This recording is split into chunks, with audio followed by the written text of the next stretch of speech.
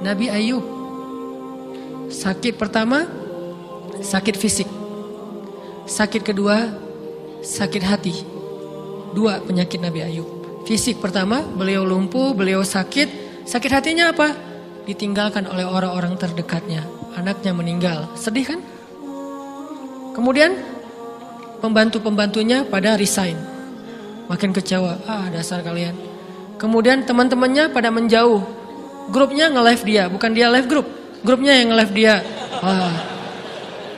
Orang unfollow. Tiba-tiba followersnya tinggal 1 doang. Yang tadi ada ribuan, sekarang tinggal 1. Istri satu-satunya yang masih setia mendampingi beliau. Tinggal 1 followersnya. Kebayang gak tuh? Yang posting udah sepi, udah gak ada yang nge-like. Istri aja nge-like. Ini nih Nabi Ayub.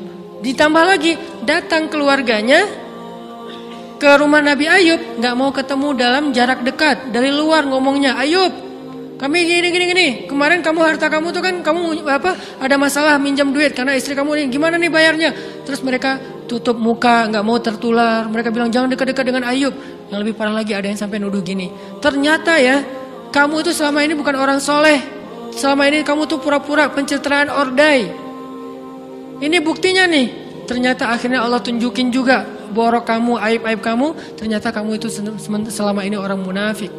Jadi Nabi Ayub malah dituduh orang jahat, orang yang terkutuk, yang selama ini mencitrakan diri sebagai orang baik, gara-gara sakit itu dituduh demikian. Sedih luar biasa, bertahun-tahun, ada riwayat mengatakan 17 tahun, ada yang mengatakan lebih atau kurang. 17 tahun ditahan semua kebaikan oleh Allah, kecuali 1, iman. Sehingga Nabi Ayub tetap yakin Allah maha baik, pokoknya yakin Allah maha baik. Allah, gimana pun diuji, Allah maha baik. Diambil anaknya, Allah maha baik.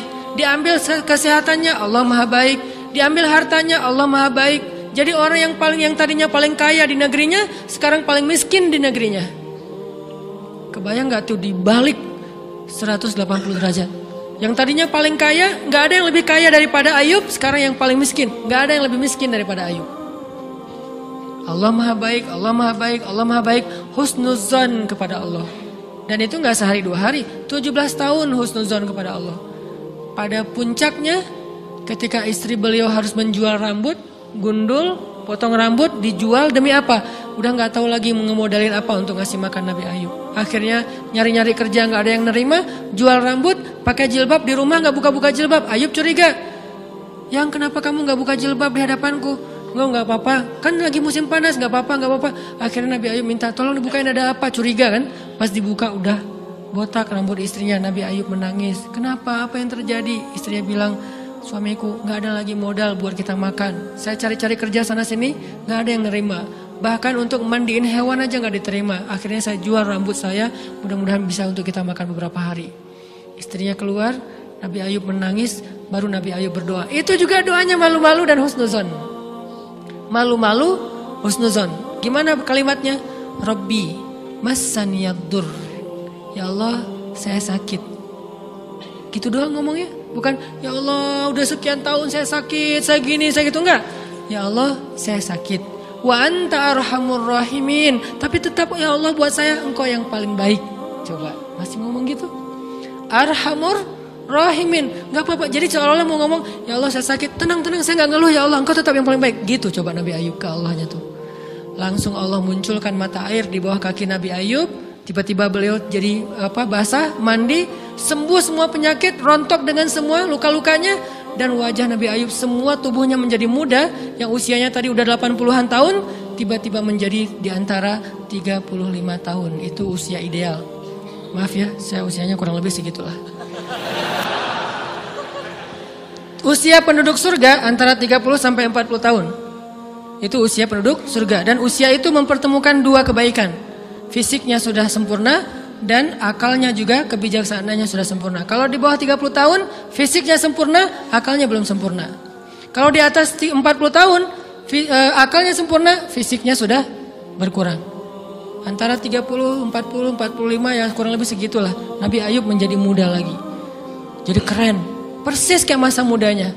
Jadi kalau ngelihat foto yang postingan pertama di Instagramnya tuh mirip nih. Kan udah postingan yang ke 1000 ya. Udah berapa tahun dia pakai akun yang sama. Wah, mirip dengan yang dulu. Istrinya datang. Begitu tahu, astagfirullahaladzim, ada cowok keren di rumahnya. Tapi mirip Ayub, cuman nggak mungkin ini Ayub. Langsung nyari Ayub, di mana Ayub? Kata Ayub, saya Ayub, suami kamu. Enggak, kamu bukan Ayub. Suami saya itu udah tua, suami saya sakit-sakitan, kamu bukan Ayub. Mirip sih. Akhirnya, saya Ayub, apa buktinya kamu Ayub? Ditunjukkan buktinya oleh Nabi Ayub. Apa buktinya? Nabi Ayub menyampaikan beberapa kenangan mereka berdua di masa lalu yang nggak ada yang tahu kecuali mereka berdua. Itulah pentingnya kita menyimpan kenangan.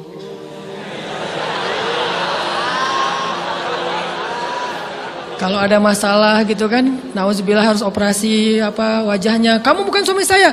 Ada buktinya apa? Ada satu hal yang cuma kita berdua yang tahu. Kalau perlu jangan satu hal, banyak hal ya. Cuma kita doang yang tahu. Orang lain nggak tahu. Pas disebut itu benar, tidak ada yang tahu masalah itu kecuali kita berdua. Akhirnya dipeluk Nabi Ayub ngajak istrinya untuk mandi di mata air yang sama. Istrinya mandi langsung muda lagi. Setelah itu Allah SWT beri mereka harta yang sangat banyak. Lihat kalau Allah udah buka, pertama fisiknya disempurnakan lagi. Kemudian Allah turunkan air hujan. Diturunkan hujan bukan air. Hujannya dinar dan dirham. Di belakang rumah Nabi Ayub itu ada tempat penampungan gandum gitu kan. Ada 2 tempat penampungan. Turun hujan pertama dinar. Sampai penuh penampungan gandum dengan dinar. Koin-koin dinar yang 1 dinar mungkin harganya sampai 3 juta. Turun banyak, kemudian turunnya lagi dirham, penuh, turun lagi di atas atap-atap beliau sampai rumah Nabi Ayub dipenuhi dengan dinar dan dirham. Ini apa? Nabi Ayub kaget. Setelah itu istrinya hamil. Setiap tahun ngelahirin 13 anak Nabi Ayub yang sudah Allah wafatkan, lahir setahun satu. Wajahnya, karakternya, namanya semua persis seperti yang sudah Allah ambil. Seolah-olah mereka belum meninggal tapi mereka hanya pergi dan kembali lagi. Dibalikin semuanya. Dan Nabi Ayub lebih kaya berpuluh-puluh kali lipat daripada sebelum beliau sakit.